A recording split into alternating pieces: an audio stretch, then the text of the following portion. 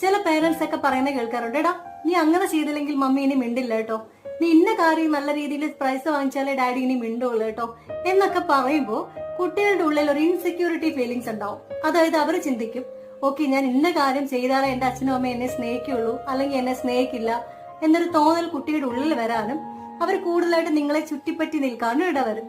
അപ്പൊ എന്ത് ചെയ്യാന്ന് വെച്ചാൽ വലുതാവുമ്പോൾ അവർ ഒറ്റയ്ക്ക് ചെയ്യേണ്ടതായിട്ടുള്ള പല കാര്യങ്ങളിൽ അവർക്ക് സ്വന്തമായിട്ടൊരു ഡിസിഷൻ എടുക്കാൻ പറ്റാതെ ഇരിക്കുകയും എന്തിനും നിങ്ങളെ ചുറ്റിപ്പറ്റി നിൽക്കുന്ന ഒരു അവസ്ഥയിലേക്ക് എത്തും.